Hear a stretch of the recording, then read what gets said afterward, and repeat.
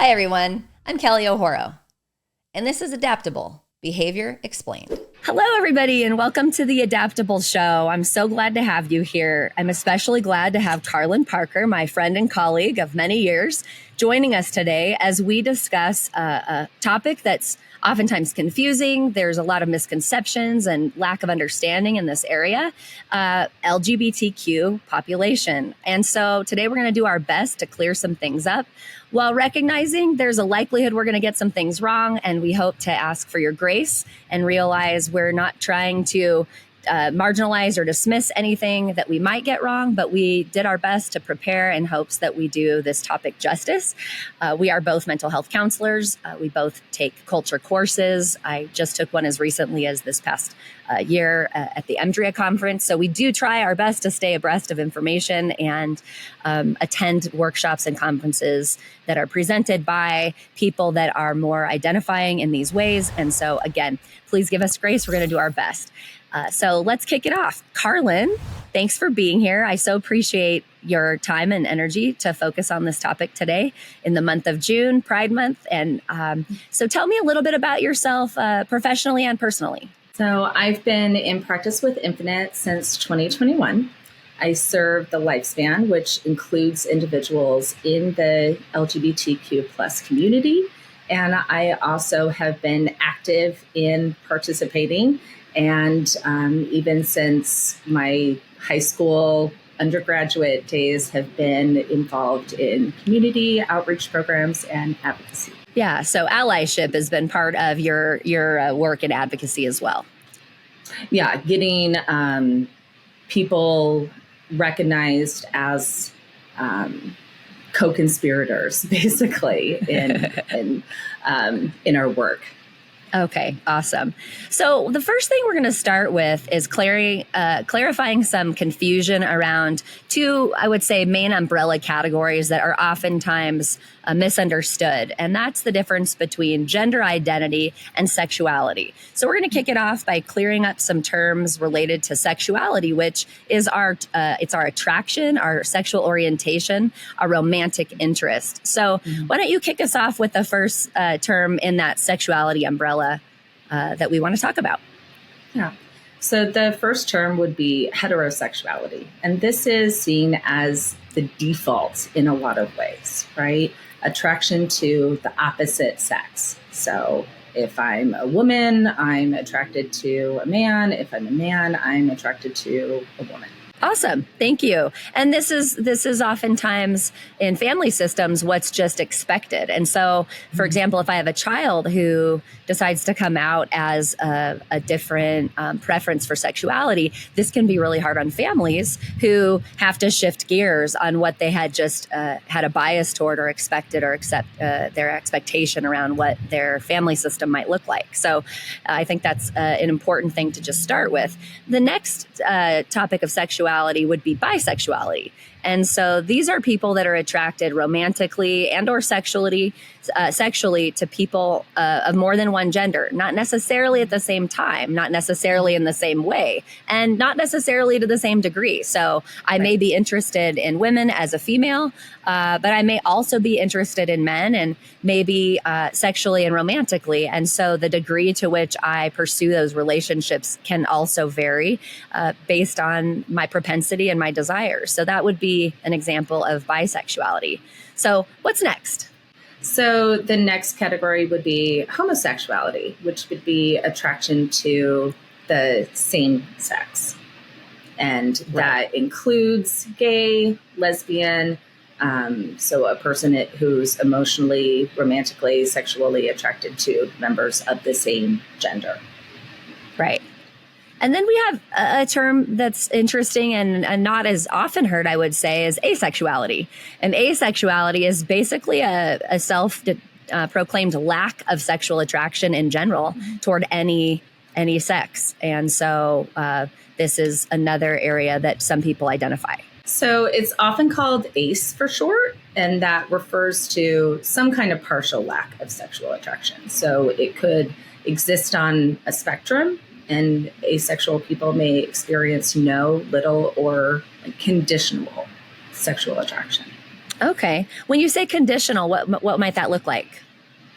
So it might be that it's within certain categories. Like I have romantic attraction to somebody, but I have a lack of desire for sexual activity. So physiologically, there's right. there's a gap. Yeah. Okay. Next we have pansexuality. So this is attraction regardless of gender. This is, I am, when talking with a pansexual person one time, and of course this is in a global knowledge, it's like asking a white person, what do you think about this? And proclaiming that that's the way it is for all people that are white. And of course, that's very limiting in understanding. But one of my experiences was they stated, I am attracted to men, to women, to non-binary people, to transgender people. It's really more about the person. I love the person, whoever they are, no matter what they look like, based on just my emotional connection. So for me, that's what I've understood pansexual sexuality to be. Do you have a different understanding of that? It's sometimes used interchangeably with bisexuality. And so that's some more of my understanding of it too, that it's very slight in those degrees, that bisexuality can include parts of that. So not necessarily simultaneously or to one degree or another, but that there's attraction to more than one or inclusive of all genders. Okay. So my understanding with bi is two. And so this is another area where, even in our conversation, you and I are coming up with a bit of a different understanding. And I think that's really what we are trying to highlight in general with wanting to do this show, is even among mental health professionals who have, ample advanced trainings in culture topics specifically related to this, and going, well, I didn't think that bisexual meant that I would also potentially be sexually attracted to someone who is transgender. Because I understood it as bi, and that would be a third category of how one identifies. So again, I think the best course of action is to ask. When in doubt, ask. Right. And it's really how the person defines it for themselves, right? Right. Because it could be bi as my own plus other genders, as how I understand it. Okay. Or it could be inclusive of everybody, because that's an older term, but I still identified as that when I first came out, and pansexual wasn't a term yet. And, it's constantly evolving, and it's a moving target. And so we just have to ask the person, what does that mean for you? Yeah, I think that's that's probably the takeaway I want everyone to glean from this show in general, is we're going to do our best. We're going to be as honoring as we can. And we're still going to be confused and get things wrong, especially as it relates to someone's personal understanding and or identification of self and how they view the world through their lens. And so we just want to be open and consider what it might be like for them when you don't know what it's like to walk in someone else's shoes. And I think that that's the key takeaway. So thank you. I appreciate that. So the next thing I want to talk about is identity or gender. This has been an incredibly hot topic lately, especially as it relates to, bathroom choices and things like that. It's been an incredibly hot political topic. Several states have elicited bathroom rules and laws that are now allowing and not allowing certain things to take place based on born gender. And so I think this is an important topic to just discuss so that there's more information out there and people can have a little bit more awareness and insight about what it might be like. So the definition of gender, right, as it stands, is a socially constructed understanding of how one identifies. It represents the person's innermost concept of themselves as a man, as a woman, as a non-binary person, which we'll get to the depth of that. And so it's a personal inherent sense of being specific to their gender. And this might be man, woman, non-binary, genderqueer, and all of these terms we're going to dig into a little bit more deeply. So why don't you narrow it down a little bit more to some of these terms as it relates to gender? Sure. So gender, again, is a social construct. We have ideas of what it means to be a man, what it means to be a woman in our society, and there are lots of layers to that. right?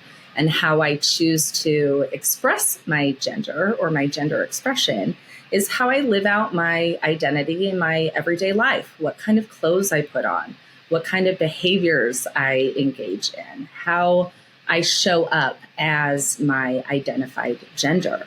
And sometimes when there's gaps in that or when there's confusion around that, it can be really difficult for a person because gender as you're given in our society is sometimes limiting. Right.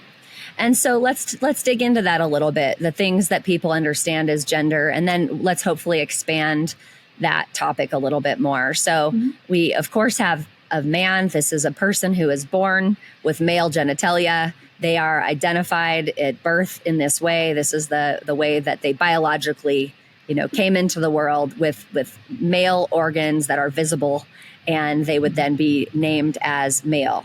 Am I getting that right? Mm-hmm. So that would be somebody who identifies as cisgender. Okay. Their gender identity matches the sex, male or female, that they were given, and that was put on their birth certificate. And that they were born, that they were the way that they came out, and they were born with identifying genitalia. Yeah. Okay. And so then we have female, right? Woman who is born as a female, and they have female genitalia. There is not any cross section of other genitalia when born. On their birth certificate, female is what's identified, and a person identifies as female who was born that way as they move through their lives, and they would identify as female. Correct? Am I getting that right? Right. Okay, great. I think that it's important that we talk about certain aspects of biology that, although not incredibly common, do exist. And so what happens when someone is born with both genders? What is that called? So it's called intersex. And intersex people are born with a variety of differences in their sex traits, their anatomy, reproductive anatomy. So there's a wide variety of difference among the variations, including differences in genitalia, chromosomes, gonads, internal sex organs, hormone production, all kinds of things. So there's secondary sex traits that can be involved in that hormone response. It includes a lot of that, and there's a wide variety. And so that whole spectrum is called intersex. Okay. Thank you so much for clearing that up. And I think a lot of people really don't understand that because it's not spoken about very often. And so what that might look like is, although my outsides look like male, my insides hormonally produce like female. And so how confusing for a person to feel a certain way that doesn't match how they look. And I think that's what ends up happening a lot of times based on how there's a difference in identity with how one looks versus how one feels and shows up and identifies in the world. Right. It could include somebody who has a penis and has inside, they have ovaries. And so how that shows up in their day-to-day life is maybe they were assigned, okay, well, you look like a boy on the outside, so you're a boy. But they don't feel like that, right? Especially if they go through puberty and adolescence. That can be really confusing. Yeah, I can't imagine. It sounds so incredibly painful. So let's talk some more terms that are oftentimes used in this community. What is agender? So agender would be, I don't identify with any particular gender.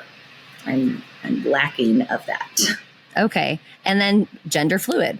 That term's more frequently used these days. What does that mean? So gender fluid in how I understand it to be is a person who doesn't identify with a single fixed gender, or who has a fluid or unfixed gender identity. So it could mean a lot of different things of how I express that. Next topic we're going to talk about is gender nonconforming. And so this is a person who doesn't identify as any specific gender, meaning male or female, or trans. And so this type of presentation is really, I don't want to be in a box. I don't want to conform to the rules and the norms of society. And that can happen for a variety of different reasons. Do you know some of the reasons that someone might identify as gender nonconforming? Yeah, it would be somebody who doesn't really prescribe to people's ideas or stereotypes about how they should look or act based on female, male, sex that they were assigned for. So this has more to do with like assigned behaviors that go with specific genders according to societal norms and standards. I'm a little girl, so I play with dolls. I'm a little boy, so I play with, And so for those who don't really want to be in any sort of box in that way, they say, I'm not unsubscribe. I'm not going in any of those directions. And then, great. And so let's talk about the last one that we're going to discuss about gender identity, and that is transgender. Can you tell us a little bit about what that means? Sure. Transgender is really an umbrella term for people whose gender identity or their gender expression is different from the cultural expectations placed based on the sex they were assigned at birth. So being trans or transgender doesn't imply any specific sexual orientation. So it may be that they identify as straight, gay, lesbian, bi, pan, agender, anything under that. It's more of the idea that it's not what the assigned at birth gender given is the one that I identify with. Okay. All right. And so we've talked a little bit about some of these terms, but let's talk a little bit more about some other terms that people use. And let's just give them a rundown on what do those things mean. So we've got queer. What does queer mean? So queer is really an expansive term. It expresses a spectrum of identities.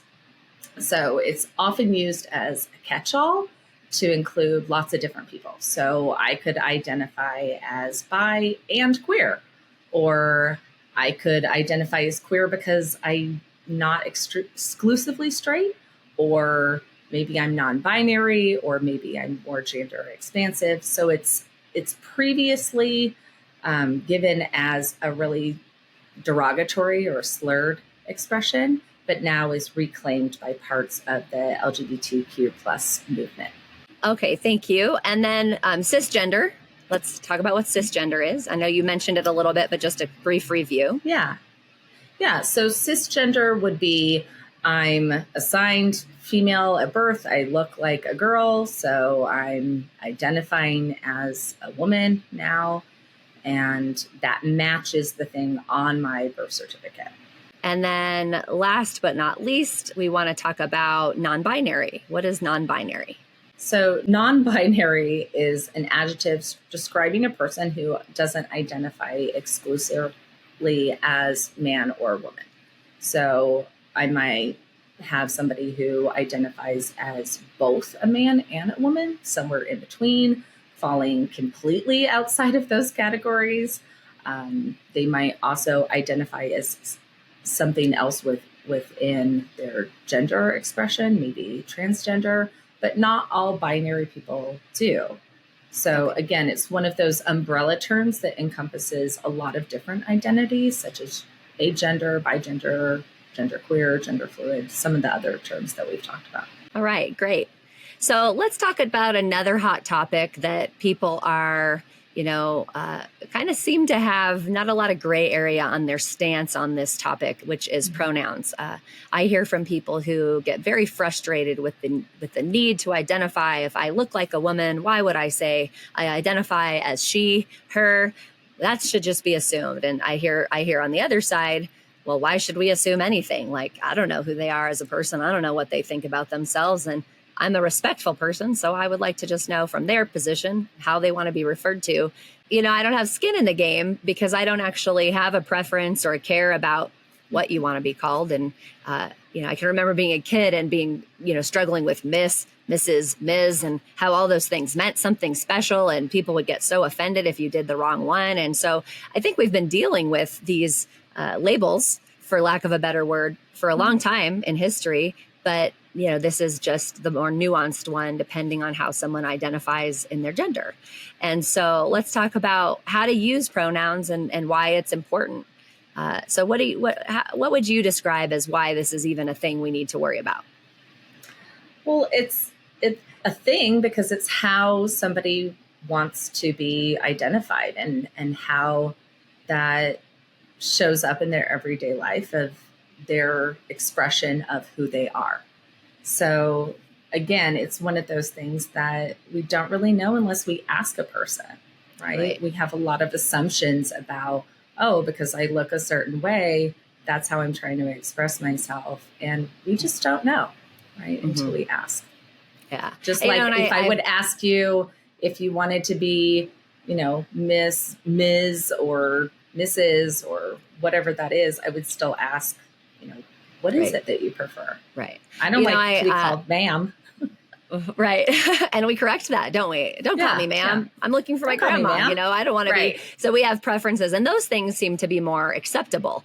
So I think as we broaden and we zoom out, I think the important thing is to think about is it's just a way to show respect. Using the correct pronoun that they personally prefer, it's a way to show respect. It's an acknowledgement of their identity and their existence. It's like, who are you and how do you see yourself as a person?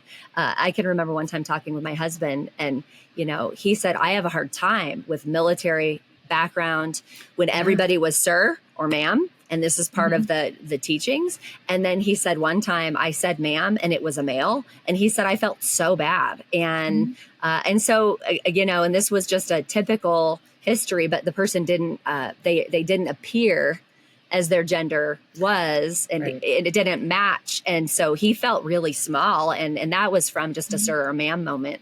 And so these things happen depending on what matches what someone looks like. And I think we're just trying to help people understand it's okay to ask, how would you like to be referred to? And we want to avoid misgendering for the reason I just discussed. I mean, an incorrect pronoun use, it's like asking someone if they're pregnant when they're just overweight. It's embarrassing, right? It's and like, it doesn't my bad. feel good. No, it doesn't feel good to you. As that person. Yeah. It doesn't feel good to the person, right? And it's the same kind of thing. I think that's a comparison that people could understand. Like now just bridge it closer and go, hey, this is why it can be a little bit disconcerting or disrespectful and potentially hurtful. We don't want to be hurtful as humans when we can. So I think that it also helps to elicit a broader understanding of mental health and well-being. We are all humans are all creatures who need belonging, acceptance. We need to feel part of something. And it's so necessary we're tribal animals. And so being able to feel belonging and understanding makes us have better mental health, and our overall well-being is oftentimes better when we are seen and understood for who we are as a person. So just being conscientious and kind and just asking, I think is an okay thing to do. Someone asked me once recently, why do you write she or her? I think it was might have even been on an Instagram post or something. And so it was this conversation. It was saying, because although you think I look feminine, maybe someone else doesn't think so. And maybe just because I look feminine doesn't mean I feel feminine. And so it's just a way to kind of let you off the hook before you even have to ask and say, hey, this is who I want to be called and this is how I identify. She or her works for me. And that said, it just clears the air without needing to have uncomfortable questions be part of it. And so we want to be kind, conscientious, and help to create an inclusive environment where people feel recognized and seen for not just who you think they should be or how you perceive them from the outside, but how they feel like they are and how they want to be known in the world. Yeah. So. And to expand upon that too, if I put my preferences for my pronouns and I say she, her, that could help somebody else feel welcome and included to say what their pronouns are. Right. And it just offsets that, like potentially uncomfortable situation where, it may not be so obvious for some people, or it may not match what is appearing to be obvious. So, and I think it helps to break down stereotypes, because there are a lot of people that look a certain way and they don't identify in the way that matches an outside social perspective. And so it helps us to recognize, if we do this, it can help to dismantle harmful stereotypes and just ultimately assumptions about gender and identity in the big picture of things. Yeah, exactly. And I think too, a lot of people get maybe awkward or uncomfortable with that use, but I think the key takeaway is to be humble and say that you're, going to get it wrong sometimes. And if you mess up, correct yourself, move on, keep an apology brief and genuine, and just practice, right? Be kind to yourself, keep learning everything that you need to learn, and, move on with it. Right. And I think it can kick up shame in people when they are pushed to have to fall into more of these rules. I know I hear from people that, why do I have to ask what gender they identify as? Can't we just, identify the way that we were born? And they want things to remain simple. And, it kind of reminds me of conversations I've had with older populations and saying things like, why do we change the way we refer to someone in a different culture or a different race? And it's like, well, because we know better now, so we try to do better now. And it's just about universal respect. It's about, saying, hey, I see you, I hear you, and I want to understand better how to relate with you in the world. And so to me, it's just not that hard. It's just not that hard to ask a question, to be curious and go, hey, all right, if I got it wrong, my bad. What would you rather be called instead? And it's just not about me. And I think that's the piece that people get frustrated about is it kicks up shame. I get it wrong. I have to work so hard. I'm confused. It's not an area I understand. And so because I don't understand, I kind of want to avoid it and shut down. And if we could just open our hearts to a more universal accepting energy about all things that we are confused about or we don't understand, I think the world would just be a kinder place. And so this is just about getting curious, being open, and recognizing there's a lot of things people don't understand. And if we can take a curious, loving, kind approach, we can figure things out, and like I said, it just doesn't cost that much. It doesn't cost that much to be curious and ask questions. Exactly. And staying open with that curiosity and having humility for, I'm going to mess it up and let me know. And I'm going to try to practice and I'm going to do my best, but I will make a mistake because I'm human. Right. So I know that this topic is, it can create a lot of tension in certain circles. I know that based on a lot of religious and cultural norms, this topic is really forbidden, and it's very, it's a tricky topic to discuss, and some people are very uncomfortable in this arena. So my hope is that this just offers a little bit of education, that it can start the conversation, because ultimately, kindness is the way the world is going to be better anyway. If we can approach people that we may or may not fully understand with love, with kindness, with a heartfelt curiosity, then I think there can be a lot less conflict and a lot less harm and a lot less hurt in the world.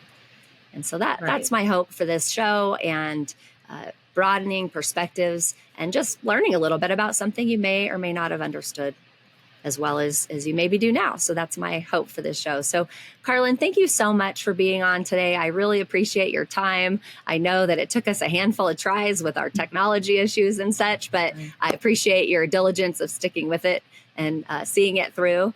And for those of you watching, I hope that you learned something, and maybe you can share it with someone who's struggling with understanding some of these things. And maybe this is an opportunity for an expansion of learning.